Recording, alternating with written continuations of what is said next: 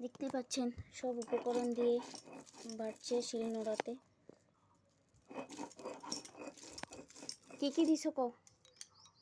কাঁচা লঙ্কা, রসুন, শস্য, নারকেল।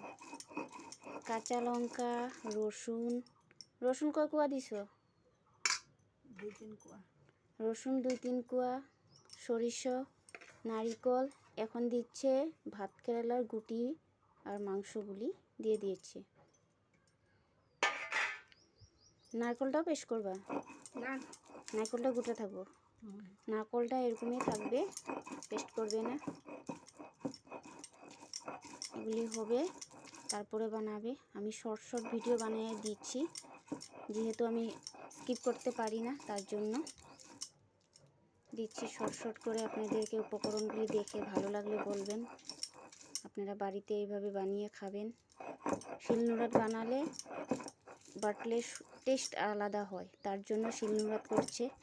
আপনারা চাইলে মিক্সিতেও করতে পারেন। ঠিক আছে বন্ধুরা, আবার আসতেছি। এই যে উপকরণ দিচ্ছে অল্প অল্প করে বেটে, তাই আপনারা দেখতে থাকুন। ওনার হাতের রান্না অনেক টেস্ট, তার জন্য উনি রান্না করে একটা আইটেম উনি বানায় রোজকাই। তার জন্য আবার সবাই ঠাকুমার ভিডিও দিচ্ছে, কেউ মাসিমার ভিডিও দিচ্ছে, আমি দিচ্ছি আমার শাশুড়িমার ভিডিও। শাশুড়িমার রান্না অনেক টেস্ট, তার জন্য উনি যা বানায় 1-2 করে আমি ভিডিও ছাড়ছি। আপনাদের পছন্দ হলে আপনারা লাইক কমেন্টস করবেন ওনার জন্য একটু, যে উনি আরও কিছু বানাতে পারে, দেখাতে পারি আমি।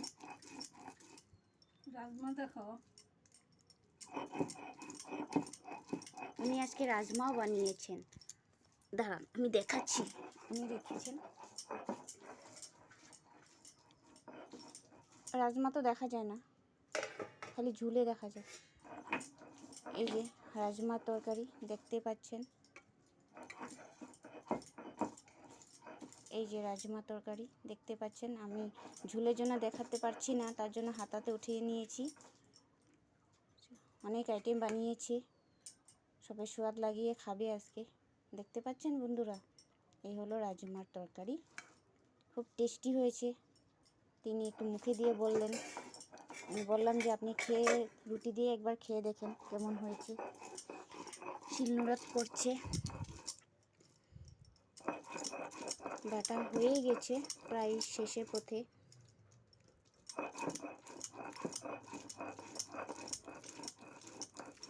এটার পরে কি মাখা হবে না? উপকরণগুলি দিয়ে নারকেলের সাথে মিক্স করা হবে, তারপরে পুরের জন্য দেওয়া হবে।